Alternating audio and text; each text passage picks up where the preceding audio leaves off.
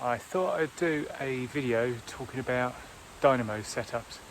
As some of you may or may not know, I work at Hunt Bike Wheels, and one of the questions which often gets palmed on my way is about dynamos and how you set them up and what the bits you can attach to them.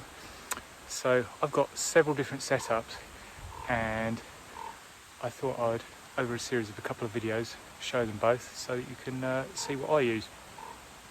Not that there's any right way to do it or wrong way like any of this bikepacking stuff. It's just finding a way that works well for you and what you plan on doing. So to start off with, we're on my new Travers Rust Tie Evo. It's a little bit different from the old one. I've had the size of the front triangle increased so that I can fit a bigger bag in.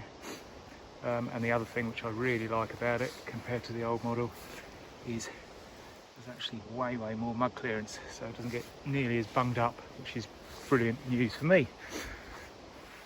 So on this bike I have the K Lite Bikepacker Pro Lite,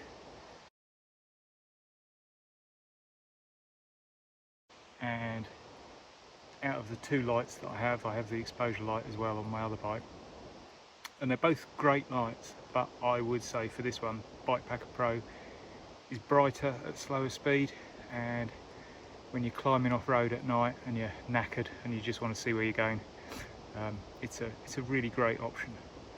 So the really good thing about the K Lite is it's kind of a modular system, so it comes with its own wiring harness, and attached to that is this switch here. So what this does is, if I flick it that way, it turns the light on and the USB stays on. If I flick it that way, it's just the USB. So during the day, what I tend to do is have my Garmin plugged in to keep that going, or if the battery's starting to dip off a bit, I plug that in. What I also do is have my large cache battery plugged in and running all the time. It has a 2-port charge system.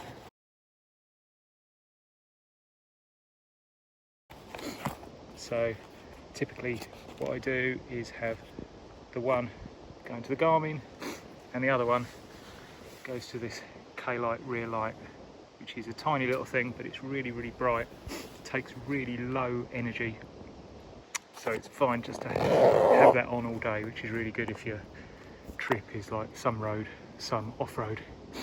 So the other thing that I do, as I mentioned, is have a battery plugged into the USB charger.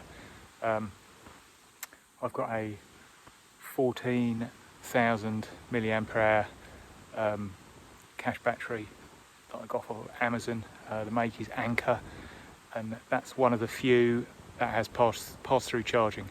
So that means you can have it plugged into the bike, it can be charging while you're riding, and it can still be outputting out of its two outputs. In my case, could be Garmin, or could be to my phone or camera or whatever I want to charge up at the time, GoPro. So that's what I use on this bike, and this is the bike that I use for all the really long trips. Super comfortable. So yeah, that setup works really well. So that's the end of this video. I hope you find it useful. Oh, I say that's the end of this video. One more thing which I haven't pointed out. The other end of the wiring harness, of course, goes down to the Dynamo hub. So on this bike, I've got Hunt Dynamo. On my other bikes, I've got Son 28 dynamos.